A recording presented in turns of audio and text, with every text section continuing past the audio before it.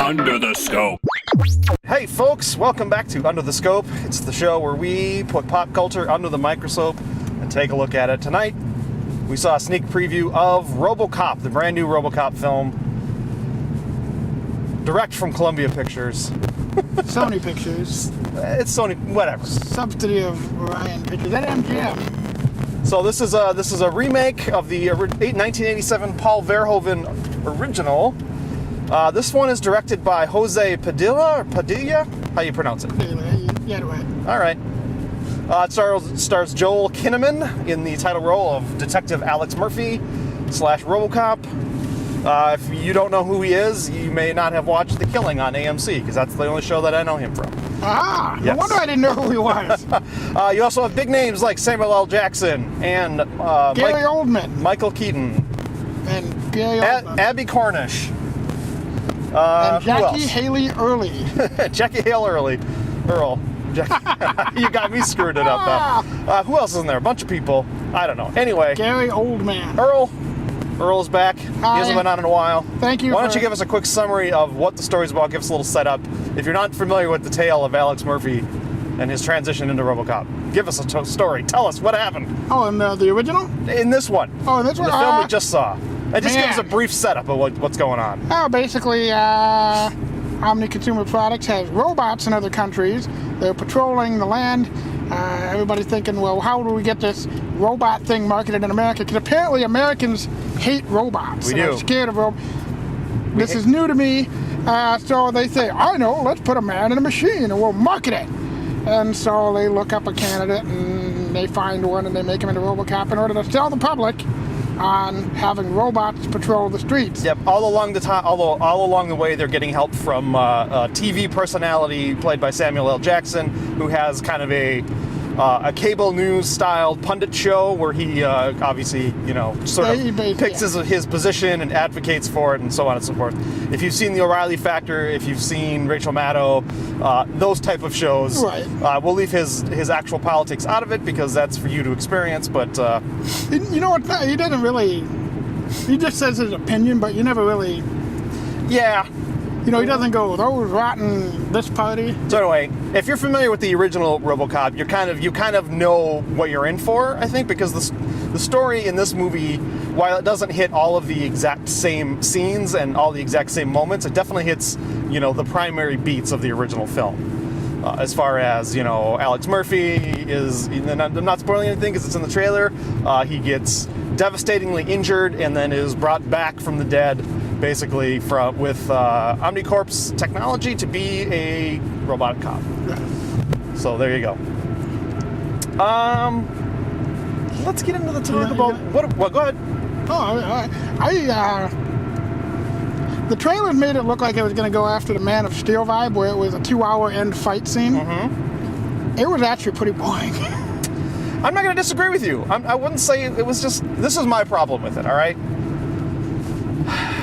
It doesn't really, if it's trying to do satire, it's really taking a very heavy hand with it.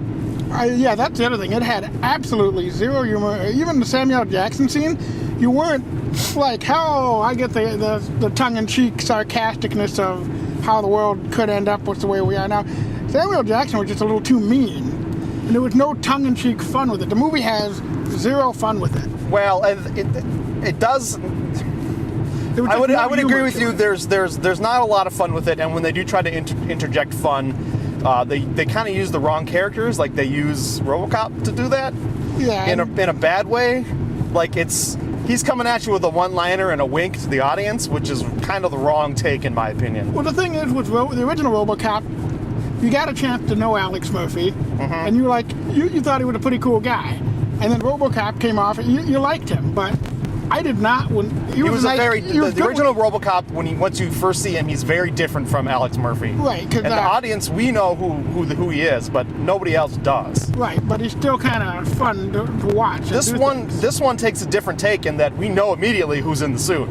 Yeah. And there isn't really necessarily a character transition until a certain point in the film where decisions are made, and then sort of the robotic RoboCop comes to the fore. But even then, it is so stupidly introduced. My problem with the film mostly is that it just sort of goes from scene to scene to scene without any real Connection. There's no connection. It's just sort of like we have points along the way that we need to get to, and we're just going to go one after another and get to those points. There's no peaks and valleys. There's no real time to pause for introspection or to make any real commentary on anything. It's just sort of we're going from point A to point D, and we're going to hit points B and C along the way. Yeah, it's like the director said, well, we filmed this scene, and then let's film the next scene, and let's film the next scene. And I think what you're seeing is sort of a young director who doesn't necessarily hasn't had a chance to hone his craft yet. It's a perfectly serviceable film. I mean, from a technical standpoint, it's done decently. It's done incredibly well. The effects look well, look good, but it's just there's no nuance, there's no finesse, there's not a deft hand there. Verhoeven brought to the original RoboCop a definite style. Yes. And he balanced it beautifully. Agreed. This one doesn't have. You don't get the impression that there's a style or a voice behind it. Yeah. It just feels like, it feels like what I've read a criticism of it, and whereas it feels like it is the product that the original film satirized. It's a corporate product. Pretty much. Yeah, kidding, it is. This is an action film, a big budget studio action film, designed to hit all the beats and all the notes that modern day action films are required to hit, apparently. And the problem is there's no joy along the way. Yeah, I mean, it's if anything, I mean, I followed the story. I was actually surprised how much of a story it had. Yeah. But even then, the story, I did not care. Exactly. That's exactly it. I did not care. The story is fine. Most of the time, motivations make sense, but it's just like we're not invested. Well, I even disagree with that. The motivation, for me, I was just like, I still can't figure out the logic of why OCP did what it did. OCP in the original was smart to say, illegally he's dead, tell his wife he's dead, wipe his memory, we got a product here. But these guys are like, hey, let's keep him with his personality and let him know his wife is alive and all that. Like, do you not understand? I mean, I'm looking at him like, this is just going to turn to crap, you know? Yeah, it's questionable choices there, but I think that's there. To me, it feels like it's like change for change's sake, change to say, look, we did it differently. I think the movie should be called RoboCop for Dummies. A little bit. Because it's just like the original RoboCop, you watch a couple times, you get something out of it. This was like, okay, he's still there. Okay, get it. It's rote. It's not terrible film. It's not trashy. It's just kind of there. Yeah, And you just kind of experience it, and I don't know. For you, you were probably the same as me. I was not into the film. I was not invested. So there were some moments where the audience sort of had an emotional reaction, and there were some moments right at the end with Sam Jackson's character where they were laughing, and I'm just like, oh, really? Oh yeah, they laughed because Samuel L. Jackson said the F word. Yeah, again, that's another wink and a nod that they put in there that just feels completely just like, oh, really? Yeah, the ending is actually kind of creepy if you think about it, because he's complaining. You're just like, oh no! And it completely, his reaction and how we're supposed to react to it just diffuses the whole moment. So a poor choice there. They made use of their like Michael Keaton and Sammy Jackson. It was pretty obvious they hired Sammy Jackson, good old Sammy Jackson. Sammy Jackson. I mean, it's obvious they hired him for like a day. Yeah. That's an open. Now, the only thing that I did care, speaking of something good, if the movie had cut out like all the scenes of RoboCop and just followed Gary Oldman as a doctor working on robotics to help people, he actually was the only one that actually cared what he was doing. But he's Gary Oldman. Yeah, and I agree. He was my favorite character in the film. When he was working, the whole world is... He is set up. He originally is introduced as someone who is using his robotics to help people who've lost limbs. The guitar scene was great. Yeah, that's good. The scene where a guy lost both his hands. It's in the beginning, so you don't worry about it. Look, there's some decent stuff in the film. It's not bad. It's just not great. Yeah, it's like you're looking at a buffet of good and bad scenes, and you're just kind of trying to decide what you want to watch. Oh goodness, these winter roads, I tell you, are wreaking havoc with my camera placement. We got to wrap this up here, folks. We give movies a score on a 0 to 4 scale with quarter-star increments. We should probably give this one a score. The Scope score is 1 3/4 star. All right, folks. So 1 3/4 stars for RoboCop the reboot, 2014 edition. Any final comments there, Earl, before we completely lose the camera to gravity? You know, I hate to say it, I'm pretty sure.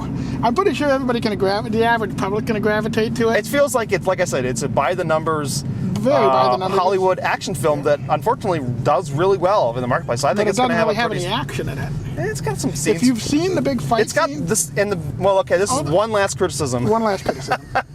The action scenes all feel like video game scenes. I mean, we even go first-person perspective a couple of times where you see the guns in the frame, which just feels very, very Call of Duty, very Crisis, any first-person shooter game. So, and if you've seen, if that's your thing, then hey, I guess you'll like that. But, and if you've watched any action scenes from RoboCop online, you've seen them all. yeah.